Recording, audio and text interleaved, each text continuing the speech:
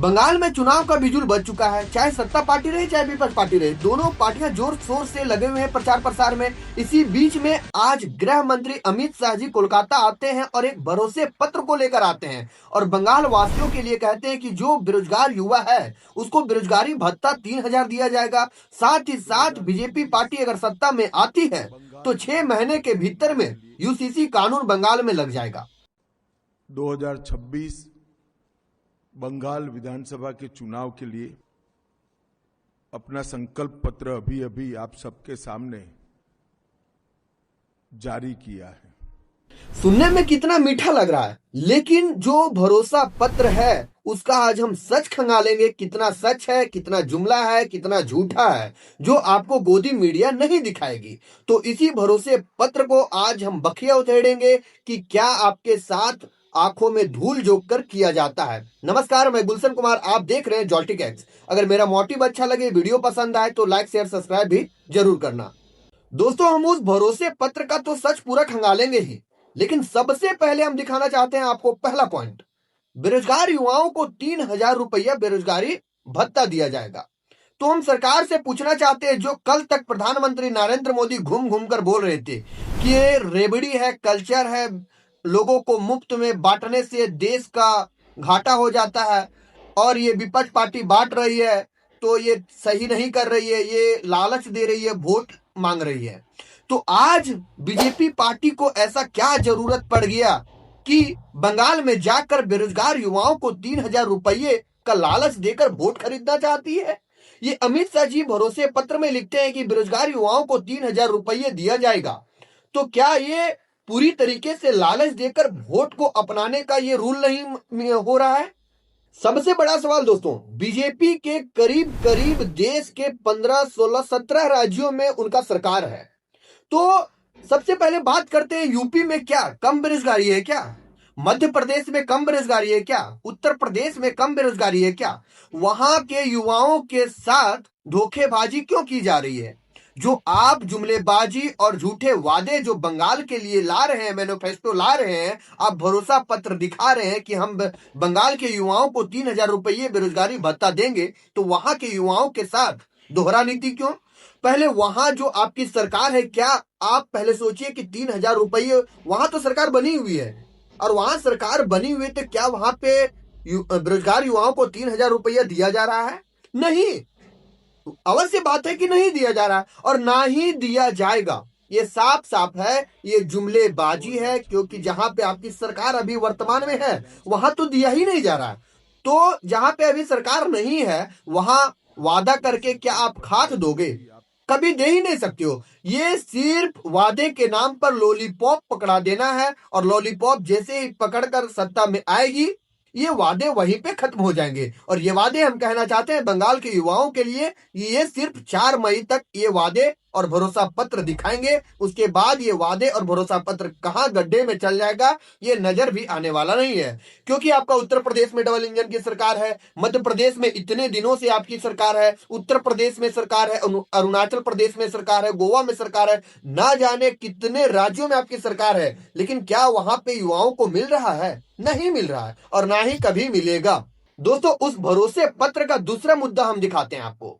6 महीने के भीतर में यूसीसी लागू हो जाएगा बंगाल में जैसे ही सत्ता में बीजेपी आती है।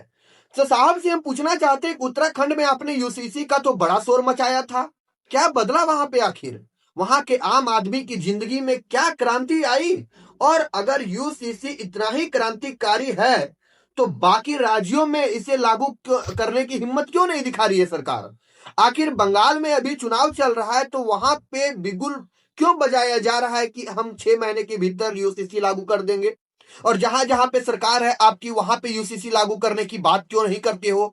धर्म के नाम पर आज आप वोट लेना छोड़ दो तो हम डंके की चोट पर कह सकते हैं कि आपकी सरकार कभी आ ही नहीं सकती है, क्योंकि आपकी नीयत है कि आप धर्म के नाम पर वोट लूटते हो, राम मंदिर के नाम पर वोट लूटते हो।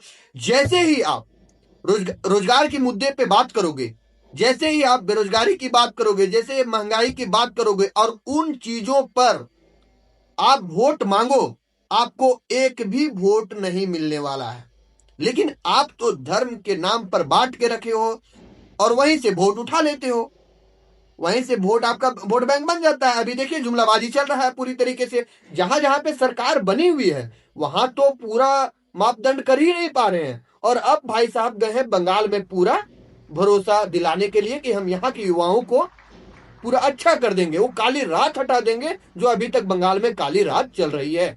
दोस्तों यहाँ तो बीजेपी का यहाँ पे भरोसा पत्र चल ही रहा था, और एक देखिए नाटक बीजेपी का, टीएमसी पार्टी आरोप लगाती है, हमारा चैनल इसका पुष्टि नहीं करता है, लेकिन टीएमसी पार्टी आरोप लगाती है कि बीजेपी पार्टी 1000 करोड़ की डील कर रही है सीधे सीधे टीएमसी पार्टी का वोट काटने के लिए।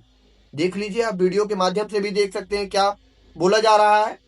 হুমায়ুন কবির নামে ব্যক্তি তিনি প্রকাশ্যে স্বীকার করছেন যে বিজেপির সঙ্গে লেনদেনে থেকে তিনি স্পন্সর্ড বাই বিজেপি এবং তিনি বিজেপির হয়ে ভোট কাটার কাজ করছেন, এটা তিনি স্বীকার করলেন। দুই, হুমায়ুন কবির কি বললেন যে মুসলিমদের বিভ্রান্ত করা সহজ, সেই কারণে আমি বাবরি মসজিদের নামটা ব্যবহার করেছি, আমাকে অনেক বারণ করেছিলেন। लेकिन दोस्तों इसको एआई जनरेटेड बताया जा रहा है, हालांकि लोकतंत्र की मंडी में बोलियां इतनी ऊंची क्यों लग रही है आखिर? जहां बीजेपी की सरकार नहीं है वहां पे इतनी बड़ी डील, और साथ में वो ओवैसी के साथ जिसके साथ आरोप लगाया गया है, वो ओवैसी के साथ अब गठबंधन भी तोड़ चुके हैं।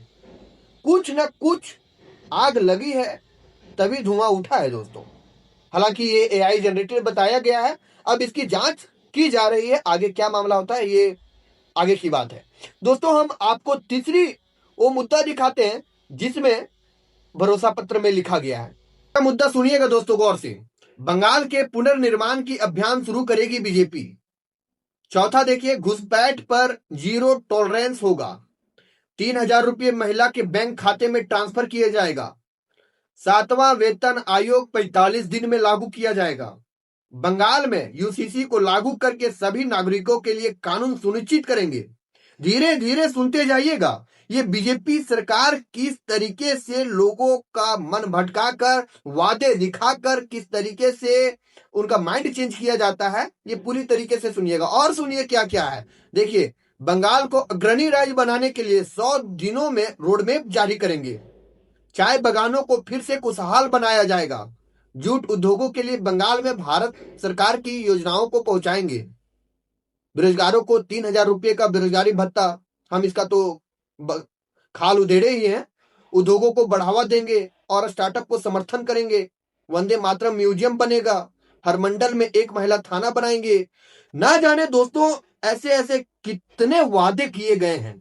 इसमें किसान की भी बात की गई है, महंगाई की बात की गई है, लेकिन जहां जहां अभी सरकार है बीजेपी की, वहां पे क्या आपको महंगाई कम देखने को मिला? इसमें जितने वादे हैं, 3000 रुपये महिला खाते बैंक में ट्रांसफर होगा, क्या जहां पे बीजेपी की सरकार है वहां पे डायरेक्ट ट्रांसफर हुआ? नहीं हुआ।